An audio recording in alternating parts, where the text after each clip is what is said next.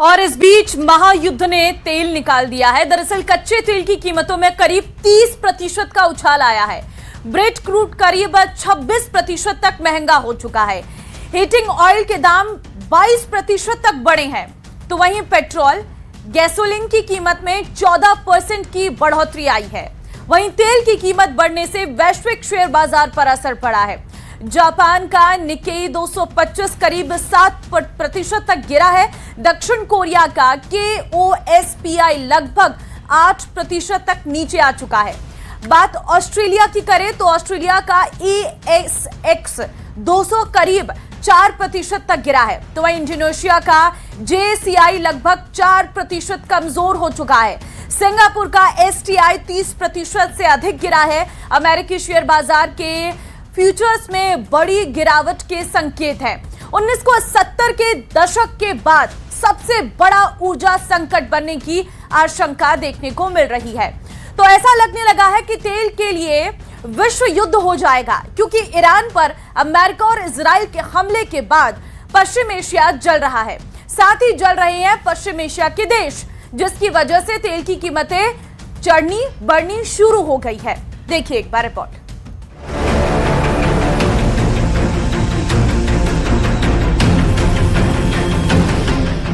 जंग ने निकाला दुनिया भर का तेल। महायुद्ध की आग से कच्चे तेल में उछाल। पश्चिम एशिया में ईरान, इजराइल और अमेरिका के बीच बढ़ते टकराव ने पूरी दुनिया की अर्थव्यवस्था को हिला दिया है। युद्ध के बीच बहरीन की सबसे बड़ी तेल रिफाइनरी में आग लगने की खबर ने वैश्विक ऊर्जा बाजार में हलचल मचा दी। कच्चे तेल की कीमतों में जबरदस्त उछाल आया और अगर हालात ऐसे ही रहे तो दुनिया एक बड़े ऊर्जा संकट की ओर बढ़ सकती है। ईरान ने दुनिया को तेल के खेल में फंसाया। बहरीन की सबसे बड़ी रिफाइनरी में आग से बढ़ा संकट। ईरान के हमलों के बाद बहरीन की सबसे बड़ी तेल रिफाइनरी बैपको में आग लग गई। ये रिफाइनरी बहरीन की सबसे बड़ी और खाड़ी क्षेत्र की अहम ऊर्जा इकाइयों में से एक है। हमले के बाद अंतर्राष्ट्रीय बाजार में कच्चे तेल की कीमतों में तेज उछाल दर्ज किया गया। जंग के चलते कच्चे तेल की कीमत करीब 30% तक बढ़ गई है और ब्रेंट क्रूड $100 प्रति बैरल के पार पहुंच गया है। ऊर्जा विशेषज्ञ इसे 1970 के दशक के बाद का सबसे गंभीर ऊर्जा संकट बता रहे हैं। होर्मुज स्ट्रेट के बंद होने पर बढ़ा ऊर्जा संकट। दुनिया भर में तेल के लिए हाहाकार। तेल की कीमतों में इस उछाल की सबसे बड़ी वजह है दुनिया के सबसे अहम तेल मार्गों में से एक होर्मुज स्ट्रेट का प्रभावित होना। ईरान और अमेरिका इजराइल के बीच तनाव के कारण इस जलमार्ग से गुजरने वाली तेल आपूर्ति पर खतरा मंडरा रहा है। दुनिया की ऊर्जा आपूर्ति के लिहाज से होर्मुज स्ट्रेट बेहद अहम समुद्री मार्ग माना जाता है। ये संकरा जलमार्ग फारस की खाड़ी को ओमान की खाड़ी और आगे अरब सागर से जोड़ता है। इसके उत्तर में ईरान स्थित है, जबकि दक्षिण में ओमान और संयुक्त अरब अमीरात यानी UAE है। करीब 167 किलोमीटर लंबा ये रास्ता दुनिया के सबसे महत्वपूर्ण तेल परिवहन मार्गों में शामिल है, जहां से बड़ी मात्रा में कच्चा तेल और गैस दुनिया भर के देशों तक पहुंचती है। इस जलमार्ग का सबसे संकरा हिस्सा लगभग 33 किलोमीटर चौड़ा है, इसलिए यहाँ समुद्री यातायात के लिए सीमित शिपिंग लेन तय की गई है। यही वजह है कि अगर इस रास्ते में किसी तरह की बाधा आती है तो इसका सीधा असर वैश्विक तेल आपूर्ति और कीमतों पर पड़ता है। युद्ध की वजह से कई तेल उत्पादक देशों ने उत्पादन भी कम कर दिया है, जबकि समुद्री शिपिंग की लागत अचानक बढ़ गई। इन सभी वजह से वैश्विक बाजारों में तेल की कीमतें तेजी से ऊपर जा रही हैं। भारत के लिए अहम होर्मुज स्ट्रेट। होर्मुज स्ट्रेट सिर्फ वैश्विक अर्थव्यवस्था के लिए ही नहीं, बल्कि भारत के लिए भी बेहद अहम है। भारत अपनी जरूरत का करीब 88% कच्चा तेल आयात करता है और इसका लगभग आधा हिस्सा इसी रास्ते से आता है। अगर होर्मुज स्ट्रेट लंबे समय तक प्रभावित रहा तो सिर्फ तेल ही नहीं, बल्कि गैस और LPG की सप्लाई पर भी असर पड़ सकता है।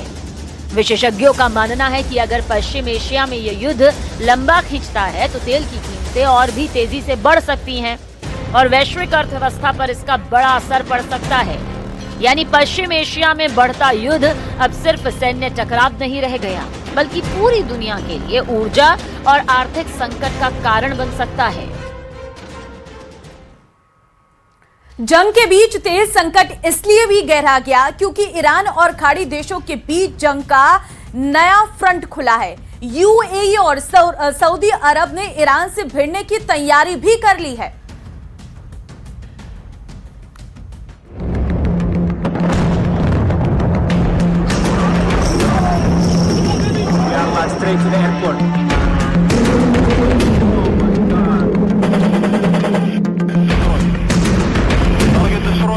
यूएई ने ईरान को ललकारा है। हवा में उड़ते ईरान के ड्रोन को एक एक करके मार गिराया है। यूएई के रक्षा मंत्रालय ने ये तस्वीरें जारी करके ईरान को बता दिया कि अब बस बहुत हो गया, क्योंकि वो पलटवार करने के लिए तैयार है।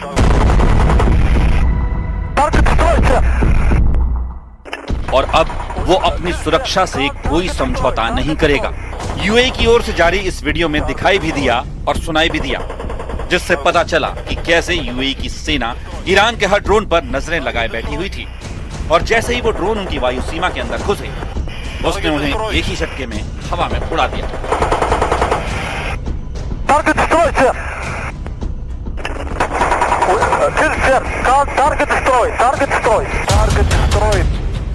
यूएई ने केवल तस्वीरें ही जारी नहीं की, बल्कि एक औपचारिक बयान भी जारी किया, जिसमें लिखा गया कि यूएई ईरान के मिसाइल और ड्रोन हमलों का मुंहतोड़ जवाब दे रहा है।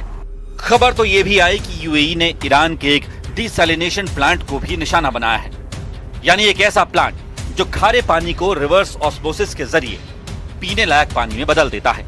खबर है कि डिसैलिनेशन प्लांट ईरान के केशम द्वीप में है, जो ईरान के हॉर्मुज़गान प्रांत में स्थित फारस की खाड़ी का सबसे बड़ा द्वीप है और हॉर्मुज़ स्ट्रेट के पास है। दावा किया गया कि हमला रात में हुआ और यह हमला इतना तगड़ा था कि ईरान के केशम द्वीप के करीब 30 गांवों पर असर पड़ा और वहां पानी की किल्लत होनी शुरू हो गई है। यूएई के अलावा सऊदी अरब ने भी ईरान से कह दिया कि वो अपनी हद न भूले, वरना उसकी जिद उसे बर्बाद कर देगी।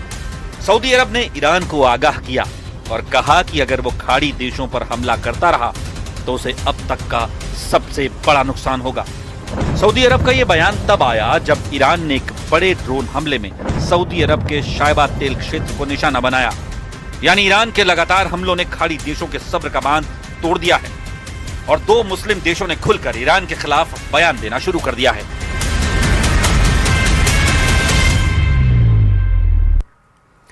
ईरान ने बहरीन में यूएस फिफ्थ फ्लीट हेडक्वार्टर को बड़ा नुकसान पहुंचा दिया है। दावा है कि ईरान के हमले में एक और अमेरिकी सैनिक की मौत हो गई है।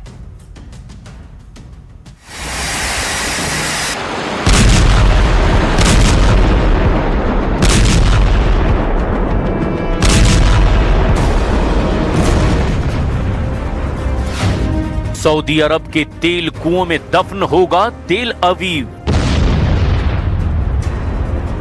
ईरान ने छेड़ा तेल युद्ध, खाड़ी में जलेगा अमेरिकी बेस।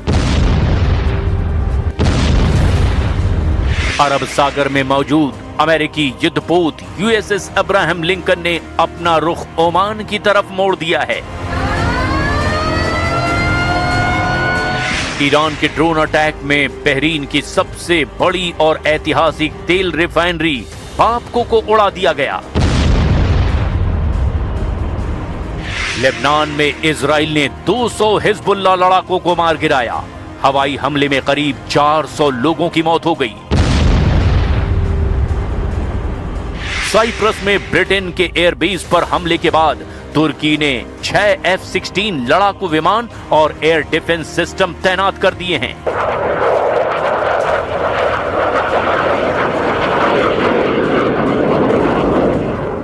मैं इस वक्त इसराइल में उस गाड़ी में बैठा हूं जो बिल्कुल चकनाचूर हुई है ईरान के बैलिस्टिक मिसाइल के अटैक से। आप देख सकते हैं क्या हाल हुआ है। हालत आप देख सकते हैं जो बाहर रहती हैं, और मकानों की हालत आप पूछिए मत के इर्द गिर्द मकानों की हालत क्या हुई है। ये देख सकते हैं आप, मकान खंडर में तब्दील हो गए हैं।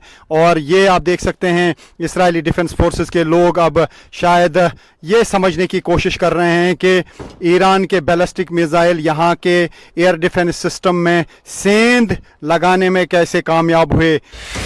अब मिसाइलें सिर्फ शहरों पर नहीं गिर रही, निशाने पर हैं तेल के कुएं, रिफाइनरी और अमेरिकी मिलिट्री बेस।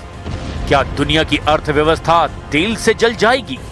खाड़ी में नहीं बचेगा एक भी अमेरिकी बेस। जंग की आग में जल जाएंगे खाड़ी देश। स्ट्रेट ऑफ हॉर्मुज से गुजरने वाला हर जहाज बारूद बन गया है। يؤسفنا ما تعرضت له بلادنا العزيزة والدول العربية والشقيقة والدول الصديقة من اعتداءات غير مسبوقة لا يمكن تبريرها تحت أي ذريعة من قبل إيران. فالبحرين كانت وستظل دولة سلام لم تبادر يوما إلى استعداء أحد ولم تنتهج إلا سبيل التعاون وحسن الجوار.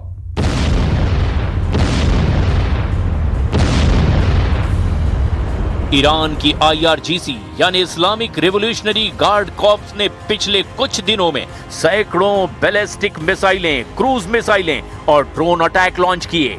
इन सभी हमलों का बस एक ही मकसद था, खाड़ी में अमेरिकी अड्डों की तबाही। कतर में अल उदेद बेस, मिडिल ईस्ट में अमेरिका का सबसे बड़ा मिलिट्री बेस। ईरान ने यहां बार बार हमले किए। धमाकों की आवाज से दोहा गूंज रहा है। कतर की एयर डिफेंस ने सैकड़ों ड्रोन और मिसाइलों को इंटरसेप्ट किया है। यूएई में तेहरान ने अल धफरा एयर बेस पर ड्रोन और मिसाइल अटैक किए हैं। सैटेलाइट कम्युनिकेशन और रडार सिस्टम को निशाना बनाया। अबू धाबी और दुबई में भी कई धमाके हुए। कुवैत में अली अल सलेम एयरबेस पर और कैंप आरिफ जान पर बड़े बड़े हमले हुए। कुवैत ने 178 मिसाइल और 384 ड्रोन को इंटरसेप्ट करने का दावा किया। बहरीन में यूएस 5th फ्लीट हेडक्वार्टर पर अटैक हुए। ऑयल रिफाइनरी और पानी के प्लांट को भी निशाना बनाया गया। चारों तरफ धुआं उठता हुआ दिखाई दिया।